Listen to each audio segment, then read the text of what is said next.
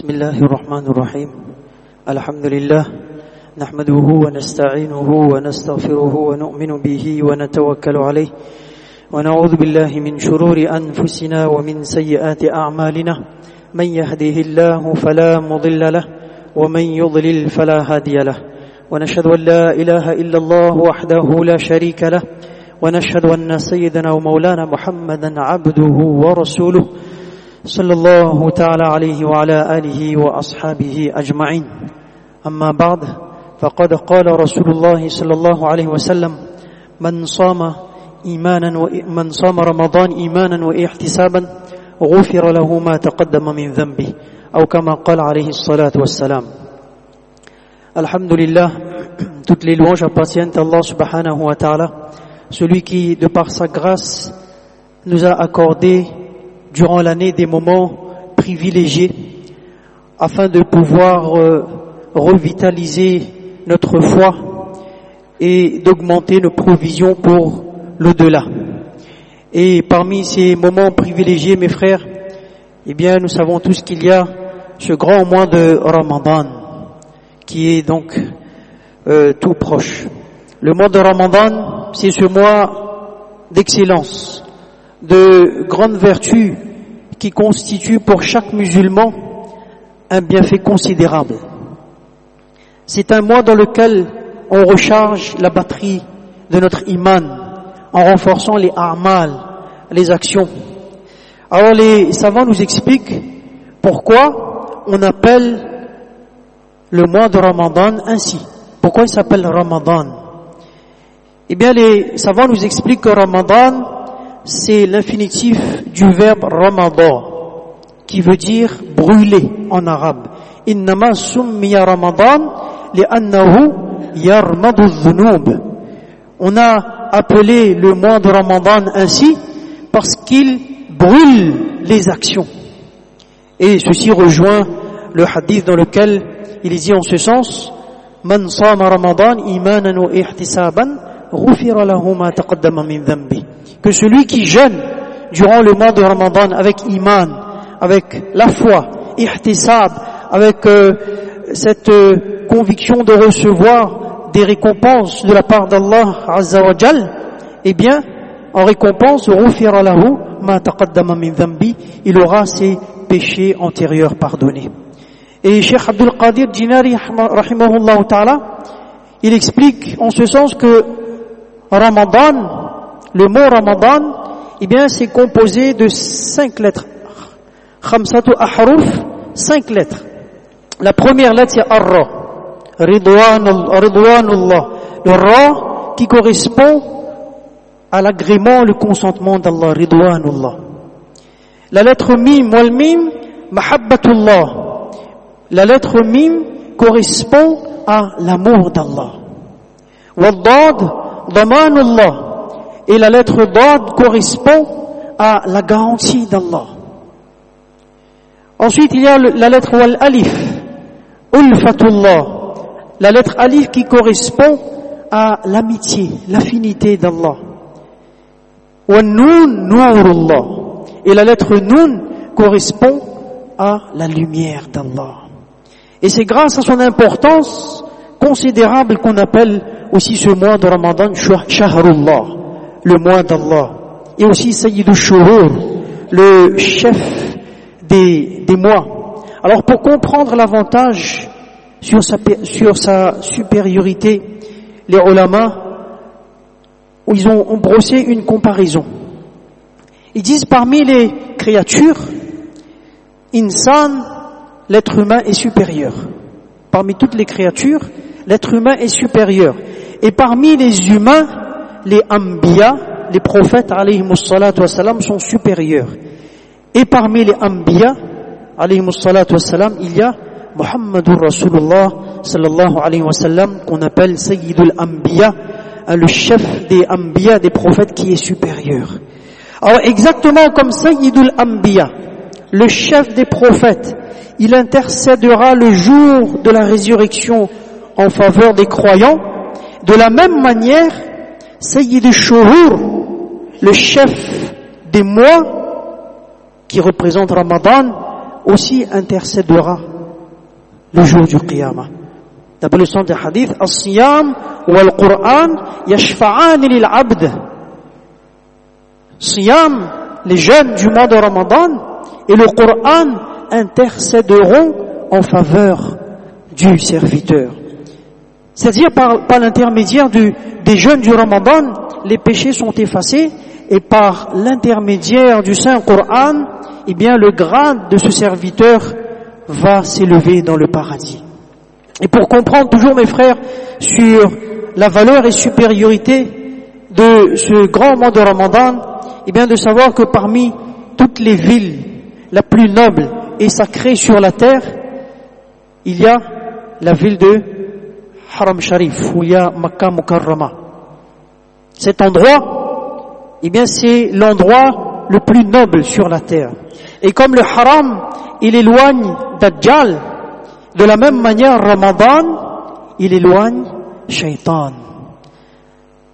Parmi les enfants de Yaqub alayhi salam, le plus noble et vertueux était Hazrat Yusuf alayhi salam. Ils étaient 12 frères, comme 12 mois de l'année. Et par le biais de Yusuf alayhi salam, les savants expliquent que les 11 frères, ils ont bénéficié du pardon et de la grâce d'Allah. Donc les frères de Yusuf alayhi salam, lorsqu'ils l'avaient rencontré après que le secret soit dévoilé, ça nous savons l'histoire, à ce moment ils avaient dit Tallahi laqad atharaka Allahu alayna wa in kunna la khati'in. Par Allah, vraiment Allah t'a préféré à nous et nous avons été fautifs. Ils ont exprimé leur regret. Alors Yusuf alayhi salam, à ce moment-là, il avait répondu Qala la tathriba alaykum al-yawm yaghfiru Allahu lakum wa huwa arhamur rahimin. Pas de récrimination contre vous aujourd'hui, qu'Allah vous pardonne. C'est lui le plus miséricordieux des miséricordieux. Et donc de cette même façon, mes frères, les péchés mineurs des 11 mois sont pardonnés par le biais de Ramadan. Exactement comme les 11 frères de Yusuf alayhi salam, ils ont été pardonnés par le biais de Yusuf alayhi salam, eh bien c'est pareil, les ulama nous disent que Inch'Allah, bien sûr par la grâce d'Allah, par le biais du mois de Ramadan, eh bien si on a bien passé ce mois de Ramadan, on a cherché l'opportunité de demander et d'avoir l'agrément, le pardon de la part d'Allah Azza wa Jal, eh bien, Inch'Allah, les 11 mois de péché seront pardonnés. Les ulama expliquent aussi que si durant toute l'année, les pécheurs sont à la recherche de la miséricorde divine, eh bien, durant le mois de Ramadan, c'est la miséricorde divine qui est à la recherche des pécheurs. La miséricorde d'Allah durant ce mois est semblable à cette pluie qui tombe et qui ravive chaque morceau de terre qu'elle touche. La miséricorde d'Allah en ce mois revigore le chant du iman, le chant du akhlaq, du ikhlas. Ça revigore l'âme, le ruh, et ça nettoie les impuretés du cœur. Et donc mes frères, on a l'espoir que si on passe correctement le mois de Ramadan, alors les autres mois aussi vont bien se passer en termes de respect des lois d'Allah Azza wa Jal. Voilà pourquoi nos pieux prédécesseurs, après avoir compris la valeur et l'importance de ce mois béni, eh bien, ils attendaient avec beaucoup de ferveur. Abu al-Fadl, rahimahullah ta'ala, un célèbre tabi'i, il disait Kanu yad'un Allah sittata ashhur an yuballighahum Ramadan. Les pieux prédécesseurs, eh bien, ils faisaient dua, ils invoquaient Allah subhanahu wa ta'ala pendant 6 mois afin d'atteindre ce mois de Ramadan. Et après, pendant les autres 6 mois, eh bien, ils demandaient à Allah, ils invoquaient Allah afin qu'Allah ta'ala accepte leur Ramadan. Nous aussi, nous devons nous efforcer à prendre en considération Inch'Allah, ce mois béni de Ramadan à sa juste valeur. Rasulullah sallallahu alayhi wa sallam, en s'adressant aux Sahaba radiyallahu anhum, il avait dit wa huwa shahrun awwaluhu rahmah, c'est un mois dont la première décade, eh bien c'est la miséricorde d'Allah qui se manifeste, wa awsatuhu maghfira, et la deuxième décade c'est le pardon d'Allah, wa akhiruhu idqun minan nar, et la dernière décade, eh bien c'est la délivrance du feu de l'enfer.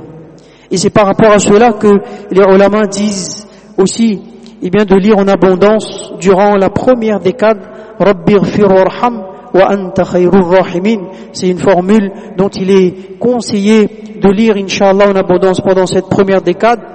Et durant la deuxième décade, eh bien de lire en abondance Astaghfirullah alladhi la ilaha illa huwa al-hayyul qayyum wa atubu ilayh. Astaghfirullah alladhi la ilaha illa huwa al-hayyul qayyum wa atubu ilayh. Et durant la troisième décade, eh bien de lire en abondance Allahumma innaka afuwun tuhibbul afwa fa'fu anni. De rappeler également que dans le mois de Ramadan, donc c'est un mois qui est bien spécifique, donc il y a certaines spécificités dont nous avons déjà maintes fois répété, nous avons entendu dans les hadiths les 8 portes du paradis qui s'ouvrent et les portes de l'enfer qui se referment, et on dit que, eh bien, à partir des hadiths, on apprend que les démons sont enchaînés. Et c'est le mois de Ramadan, eh bien c'est le nom du seul mois qui est cité clairement dans le Coran. Shahru Ramadan alladhi unzila fihi al-Qur'an.